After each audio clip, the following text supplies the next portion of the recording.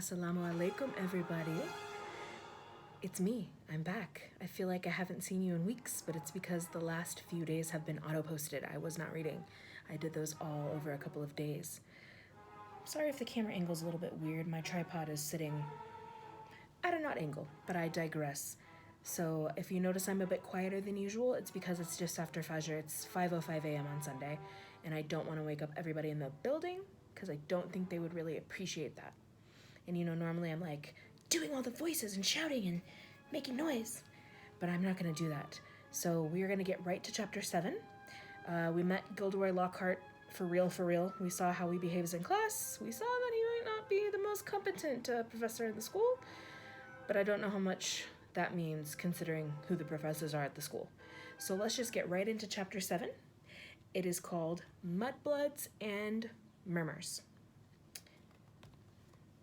Harry spent a lot of time over the next few days dodging out of sight whenever he saw Gilderoy Lockhart coming down a corridor. Harder to avoid was Colin Creevey, who seemed to have memorized Harry's schedule. Nothing seemed to give Colin a bigger thrill than to say, "All right, Harry," 6 or 7 times a day, and hear, "Hello, Colin," back, however exasperated Harry sounded when he said it. Hedwig was still angry with Harry about the disastrous car journey, and Ron's wand was still malfunctioning, surpassing itself on Friday morning by shooting out of Ron's hands in charms and hitting tiny old Professor Flitwick squarely between the eyes, creating a large, throbbing green boil where it had struck. So with one thing and another, Harry was quite glad to reach the weekend. He, Ron, and Hermione were planning to visit Hagrid on Saturday morning. Harry, however, was shaken awake several hours earlier than he would have liked by Oliver Wood, captain of the Gryffindor Quidditch team. "What's the matter?" said Harry groggily. "Quidditch practice," said Wood. "Come on." Harry squinted at the window. There was a thin mist hanging across the pink and gold sky. Now that he was awake, he couldn't understand how he could have slept through the racket the birds were making. "Oliver," Harry croaked, "it's the crack of dawn." "Exactly," said Wood. He was a tall and burly 6th year, and at the moment his eyes were gleaming with crazed enthusiasm. "It's part of our new training program. Come on, grab your broom, and let's go," said Wood heartily.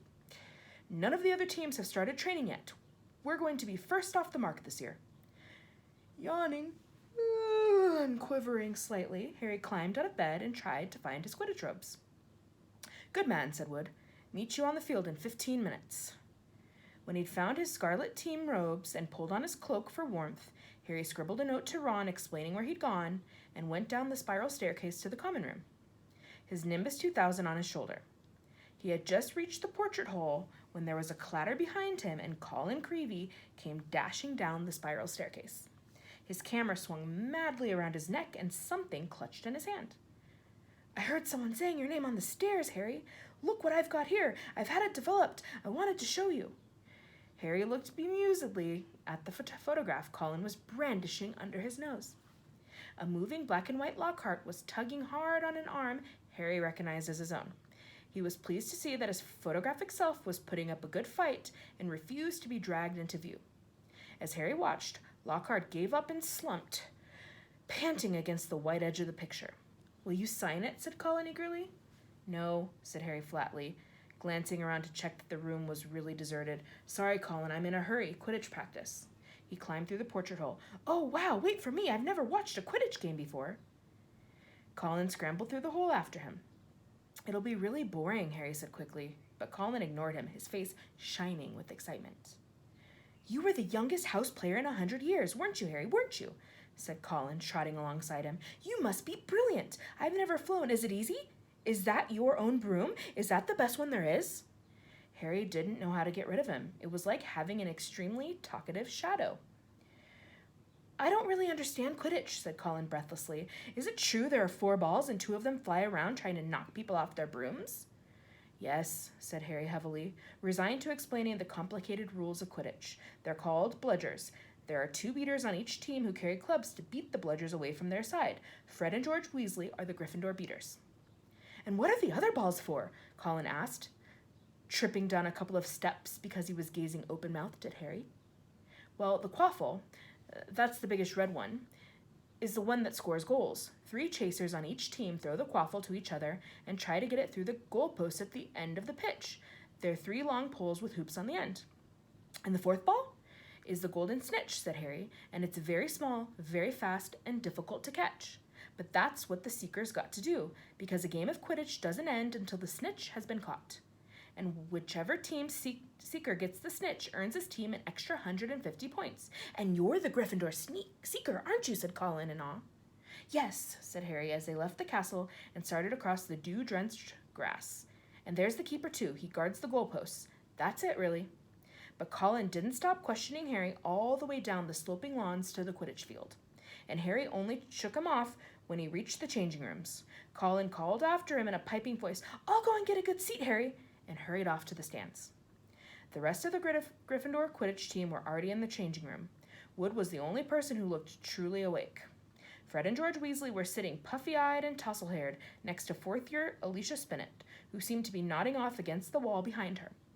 Her fellow chasers, Katie Bell and Angelina Johnson, were yawning side by side opposite them. "There you are, Harry. What kept you?" said Wood briskly. "Now I wanted a quick talk with you all before we actually got onto the field, because I spent the summer devising a whole new training program, which I really think will make all the difference." Wood was drawing up a large diagram of a Quidditch field on which were drawn many lines, arrows, and crosses in different colored inks. He took out his wand, tapped the board, and the arrows began to wiggle over the diagram like caterpillars. As Wood launched into a speech about his new tactics, Fred Weasley's head drooped right onto Alicia Spinnet's shoulder, and he began to snore. The first board took nearly 20 minutes to explain, but there was another board under that, and a third one under that one. Harry sank into a stupor as Wood droned on and on. "So," said Wood at long last, jerking Harry from a wistful fantasy about what he could be eating for breakfast at this very moment up at the castle, "is that clear? Any questions?" "I've got a question, Oliver," said George, who had woken with a start. "Why couldn't you have told us this yesterday when we were awake?" Wood wasn't pleased. "Now listen here, you lot," he said, glowering at them all. "We should have won the Quidditch Cup last year. We're easily the best team, but unfortunately, owing to circumstances beyond our control..." Harry shifted guiltily in his seat. He had been unconscious in the hospital wing for the final match of the previous year, meaning that Gryffindor had been a player short and had suffered their worst defeat in 300 years. Wood took a moment to regain control of himself. Their last defeat was still clearly torturing him. "So this year, we train harder than ever before. Okay, let's go and put our new theories into practice," Wood shouted, seizing his broomstick and leading the way out of the locker rooms. Stiff-legged and still yawning, his team followed. They had been in the locker room so long that the sun was completely up now, although remnants of mist hung over the grass in the stadium. As Harry walked onto the field, he saw Ron and Hermione sitting in the stands. "Aren't you finished yet?" called Ron incredulously. "Haven't even started," said Harry, looking jealously at the toast and marmalade Ron and Hermione had brought out of the Great Hall. "Wood's been teaching us new moves." He mounted his broomstick and kicked at the ground, soaring up into the air. The cool morning air whipped his face, waking him far more effectively than Wood's long talk. It felt wonderful to be back on the Quidditch field. He soared right around the stadium at full speed, racing Fred and George. "What's that funny clicking noise?" called Fred as they hurtled around the corner. Harry looked into the stands. Colin was sitting in one of the highest seats, his camera raised, taking picture after picture, the sound strangely magnified in the deserted stadium. "Look this way, Harry, this way!" he cried shrilly. "Who's that?" said Fred. "No idea," Harry lied, putting on a spurt of speed that took him as far away as possible from Colin. "What's going on?" said Wood, frowning as he skimmed through the air toward them. "Why is that first year taking pictures? I don't like it. He could be a Slytherin spy trying to find out about our new training program." "He's in Gryffindor," said Harry quickly. "And the Slytherins don't need a spy, Oliver," said George. "What makes you say that?" said Wood testily. "Because they're here in person," said George, pointing. Several people in green robes were walking onto the field, broomsticks in their hands. "I don't believe it," Wood hissed in outrage. "I booked the field for today. We'll see about this." Wood shot toward the ground, landing rather harder than he meant to in his anger, staggering slightly as he dismounted. Harry, Fred, and George followed. "Flint!" Wood bellowed at the Slytherin captain. "This is our practice time. We got up specially. You can clear off now." Marcus Flint was even larger than Wood. He had a look of trollish cunning on his face as he replied, "Plenty of room for all of us, Wood." Angelina, Alicia, and Katie had come over too. There were no girls on the Slytherin team, who stood shoulder to shoulder, facing the Gryffindors, leering to a man.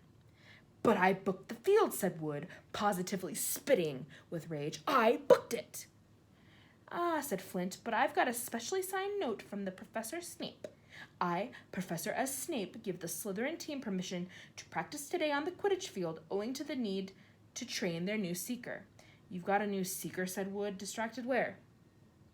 And from behind the 6 large figures before them came a 7th, smaller boy, smirking all over his pale, pointed face. It was Draco Malfoy. "Aren't you Lucius Malfoy's son?" said Fred, looking at Malfoy with dislike. "Funny you should mention Draco's father," said Flint, as the whole Slytherin team smiled still more broadly. "Let me show you the generous gift he's made to the Slytherin team." All 7 of them held out their broomsticks. 7 highly polished, brand new handles and 7 sets of fine gold lettering spelling the words Nimbus 2001 gleamed under the Gryffindors' noses in the early morning sun. "Very latest model, only came out last month," said Flint carelessly, flicking a speck of dust from the end of his own. "I believe it outstrips the old 2000 series by a considerable amount.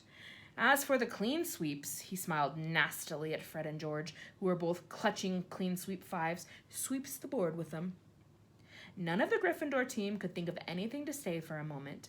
Malfoy was smirking so broadly his cold eyes were reduced to slits. "Oh, look," said Flint, "a field invasion." Ron and Hermione were crossing the grass to see what was going on. "What's happening?" Ron asked Harry. "Why aren't you playing? And what's he doing here?"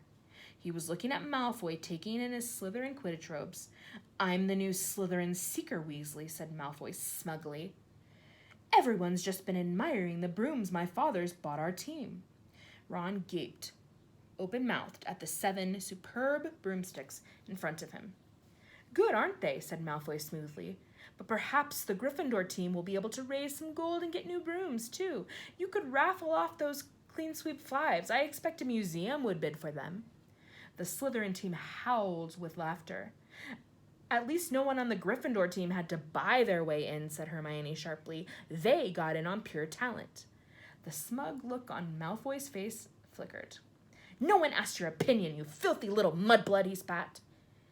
Harry knew at once that Malfoy had said something really bad because there was an instant uproar at his words. Flint had to dive in front of Malfoy to stop Fred and George jumping on him. Alicia shrieked, "How dare you!"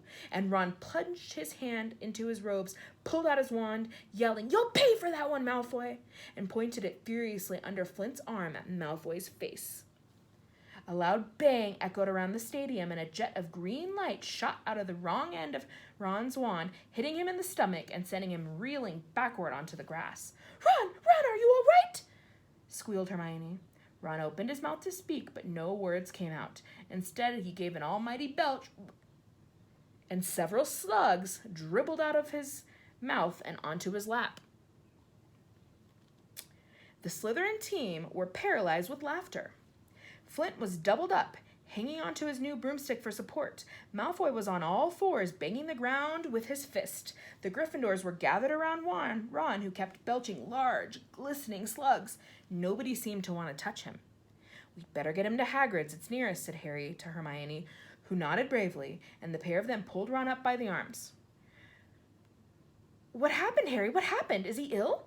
But you can cure him, can't you?" Colin had run down from his seat and was now dancing alongside them as they left the field. Ron gave a huge heave, and more slugs dribbled down his front. "Ooh," said Colin, fascinated and raising his camera. "Can you hold him still, Harry?" "Get out of the way, Colin," said Harry angrily. He and Hermione supported Ron out of the stadium and across the grounds toward the edge of the forest. "Nearly there, Ron," said Hermione as the gamekeeper's cabin came into view. "You'll be all right in a minute, almost there."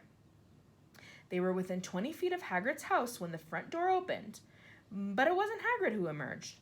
Gilderoy Lockhart, wearing robes of palest mauve today, came striding out. "Quick, behind here," Harry hissed, dragging Ron behind a nearby bush. Hermione followed, somewhat reluctantly. It's a simple matter of you know what you're doing, Lockhart was saying loudly to Hagrid. If you need help, you know where I am. I'll let you have a copy of my book. I'm surprised you haven't already got one. I'll sign one tonight and send it over. Well, goodbye, and he strode away toward the castle. Harry waited until Lockhart was out of sight, then pulled Ron out of the bush and up to Hagrid's front door. They knocked, urgently. Hagrid appeared at once, looking very grumpy, but his expression brightened when he saw who it was. Been wondering when you'd come to see me. Come in. Thought you might have been Professor Lockhart back again. Harry and Hermione supported Ron over the threshold into the one-roomed cabin, which had an enormous bed in one corner, a fire crackling merrily in the other. Hagrid didn't seem perturbed by Ron's slug problem, which Harry hastily explained as he lowered Ron onto a chair. Better out than in, he said cheerfully, plucking a large copper basin in front of him. Get 'em all up, Ron. I don't think there's anything to do except wait for it to stop, said Hermione anxiously, watching Ron bend over the basin. That's a difficult curse to work at the best of times, but with a broken wand. Hagrid was bustling around making them tea. His boarhound, Fang, was slobbering all over Harry. What did Lockhart want with you, Hagrid? Harry asked, scratching Fang's ears. Giving me advice on getting kelpies out of a well, growled Hagrid, moving a half-plucked rooster off his scrubbed table and settling down the teapot. Like I didn't know, and banging on about some banshee he banished. If one word of it was true, I'll eat my kettle. It was most unlike Hagrid to criticize a Hogwarts teacher, and Harry looked at him in surprise. Hermione, however, said in a voice somewhat higher than usual, I think you're being a bit unfair. Professor Dumbledore obviously thought he was the best man for the job. He was the only man for the job, said Hagrid, offering them a plate of treacle toffee, while Ron coughed squelchily into his basin. And I mean the only one. Getting very difficult to find someone for the dark arts job. People aren't too keen to take it on, you see. They're starting to think it's jinxed. No one's lasted for long for a while now, so tell me, said Hagrid, jerking his head toward Ron. Who was he trying to curse? Malfoy called Hermione something. It must have been really bad because everyone went wild. It was bad, said Ron hoarsely, emerging over the table looking pale and sweaty. Malfoy called her a mudblood, Hagrid. Ron dived out of sight again as a fresh wave of slugs made their appearance. Hagrid looked outraged. He didn't, he growled at Hermione. He did, she said, but I don't know what it means. I could tell it was really rude, of course. It's about the most insulting thing he could think of, gasped Ron, coming back up. Mudblood's a really foul name for someone who is muggle-born, non-magical parents. There are some wizards, like the Malfoy family, who think they're better than everyone else because they're what people call pure blood. He gave a small burp, and a single slug fell onto his outstretched hand. He threw it into the basin and continued. I mean, the rest of us know it doesn't make any difference at all. Look at Neville Longbottom. He's pure blood, and he can hardly stand a cauldron the right way up. And they haven't invented a spell our Hermione can do, said Hagrid proudly, making Hermione go a brilliant shade of magenta. It's a disgusting thing to call someone, said Ron, wiping his sweaty brow with a shaky hand. Dirty blood, see? Common blood. It's ridiculous. Most wizards these days are half-blood anyway. If we hadn't married muggles, we'd have died out. He retched and ducked out of sight again. Well, I don't blame you for trying to curse him, Ron, said Hagrid loudly over the thuds of more slugs hitting the basin. But maybe it was a good thing your wand backfired. Suspect Lucius Malfoy would have come marching up to the school if he had cursed his son. At least you're not in trouble. Harry would have pointed out that trouble didn't come much worse than having slugs pouring out of your mouth, but he couldn't. Hagrid's treacle toffee had cemented his jaws together. Harry, said Hagrid abruptly, as though struck by a sudden thought. Got a bone to pick with you. I've heard you've been giving out signed photos. How come I didn't get one? Furious, Harry wrenched his teeth apart. I have not been giving out signed photos, he said hotly. If Lockhart's been spreading that around. But then he saw that Hagrid was laughing. I'm only joking, he said, patting Harry genially on the back and sending him face first into the table. I know you didn't really. I told Lockhart you didn't need to. You're more famous than him without trying. Bet he didn't like that, said Harry, standing up and rubbing his chin. Don't think he did, said Hagrid, his eyes twinkling. And then I told him I'd never read one of his books, and he decided to go. Treacle toffee, Ron, he added as Ron reappeared. No thanks, said Ron weakly. Better not risk it. Come and see what I've been growing, said Hagrid as Harry and Hermione finished the last of their tea. In the small vegetable patch behind Hagrid's house were a dozen of the largest pumpkins Harry had ever seen. Each was the size of a large boulder.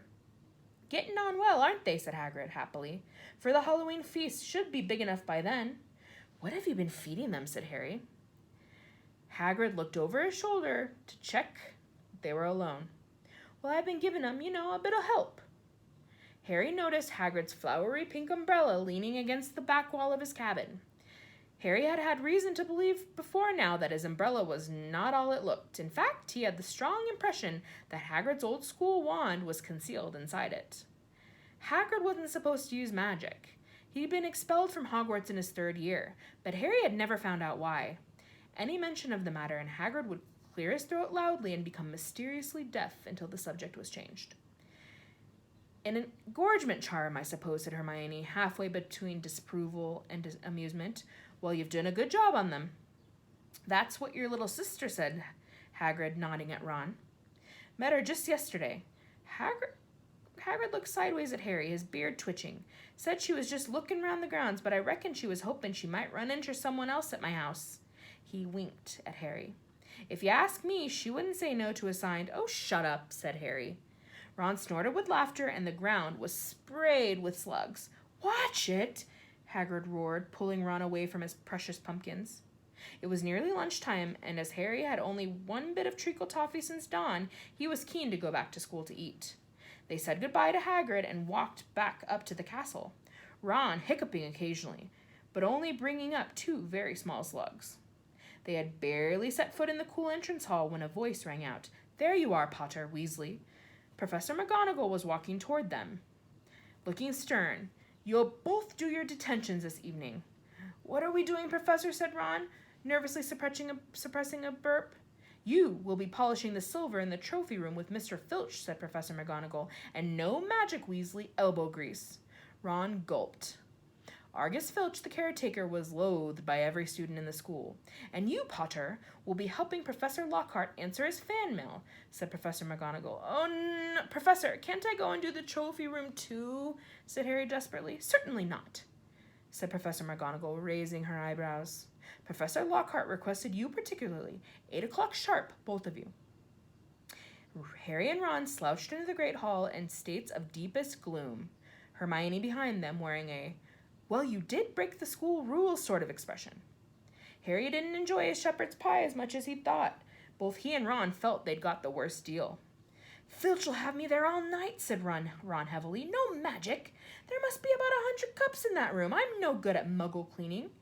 I'd swap any time, said Harry hollowly. I've had loads of practice with the Dursleys. Answering Lockhart's fan mail, he'll be a nightmare. Saturday afternoon seemed to melt away, and in what seemed like no time, it was 5 minutes to 8, and Harry was dragging his feet along the second-floor corridor to Lockhart's office. He gritted his teeth and knocked. The door flew open at once. Lockhart beamed down at him. Ah, there's the scalawag, he said. Come in, Harry, come in. Shining brightly on the walls by the light of many candles were countless framed photographs of Lockhart. He had even signed a few of them. Another large pile lay on his desk. You can address the envelopes, Lockhart told Harry, as though this was a huge treat. This first one's to Gladys Gudgeon, bless her, huge fan of mine. The minutes sailed by. Harry let Lockhart's voice wash over him, occasionally saying, and right, and yeah. Now and then he caught a phrase like, fame's a fickle friend, Harry, or celebrity as a celebrity does, remember that. The candles burned lower and lower, making the light dance over the many moving faces of Lockhart watching him. Harry moved his aching hand over what felt like the 1,000th envelope, writing out Veronica Smithly's address. It must be nearly time to leave, Harry thought miserably. Please let it be nearly time. And then he heard something quite apart from the spitting of the dying candles and Lockhart's prattling about his fans. It was a voice to chill the bone marrow, a voice of breathtaking, ice-cold venom. Come to me. Let me rip you. Let me tear you. Let me kill you. Harry gave a huge jump, and a large lilac blot appeared on Veronica Smithly's street. What? He said loudly. I know, said Lockhart. 6 solid months at the top of the bestseller list. Broke all the records. No, said Harry frantically, that voice. Sorry, said Lockhart, looking puzzled. What voice? That voice that said, didn't you hear it? Lockhart was looking at Harry in high astonishment. What are you talking about, Harry? Perhaps you're getting a little drowsy. Great Scott, look at the time. We've been here nearly 4 hours. I'd never have believed it. The time's flown, hasn't it? Harry didn't answer. He was straining his ears to hear the voice again, but there was no sound now except for Lockhart telling him he mustn't expect a treat like this every time he got detention. Feeling dazed, Harry left. It was so late that the Gryffindor common room was almost empty. Harry went straight up to the dormitory. Ron wasn't back yet. Harry pulled on his pajamas, got into bed, and waited. Half an hour later, Ron arrived, nursing his right arm and bringing a strong smell of polish into the darkened room. My muscles have all seized up, he groaned, sinking on his bed. 14 times he made me buff up that Quidditch cup before he was satisfied, and then I had another slug attack all over a special ward for services to school. Took ages to get the slime off. How was it with Lockhart? Keeping his voice low so as not to wake Neville, Dean, and Seamus, Harry told Ron exactly what he had heard. And Lockhart said he couldn't hear it, said Ron. Harry could see him frowning in the moonlight. Do you think he was lying? But I don't get it. Even someone invisible would have had to open the door. I know, said Harry, lying back in his old four-poster and staring at the canopy above him. I don't get it either. Well, Harry heard a mysterious voice. He got to do some fan mail. But I think the most important thing from this chapter is the use of the word mudblood. In the wizarding world, calling somebody a mudblood is a very, very extreme insult, not unlike some of the really bad language we use about people from other groups in our worlds. I think it's important that you think very carefully about the words you use and think about why you use certain words. Should we make fun of somebody for their nationality, the country they come from, their religion, the color of their skin? No, we shouldn't. And I think that's one of the most important things about that chapter, chapter 7 in this book. Even though Hermione didn't know what she was being called, you saw how upset that the Gryffindor team got when they heard that word. Words have power. Words can hurt people and words can help people feel better. So I think it's really important that all of you, particularly kids, keep that in mind. Use nice words, kind speech. You know, is it nice? Is it helpful? Is it kind? Think before you speak. And be kind and treat everyone with respect. All right, I'm going to go and read some Matilda now. I'll catch you guys later. Assalamu alaikum. Be well.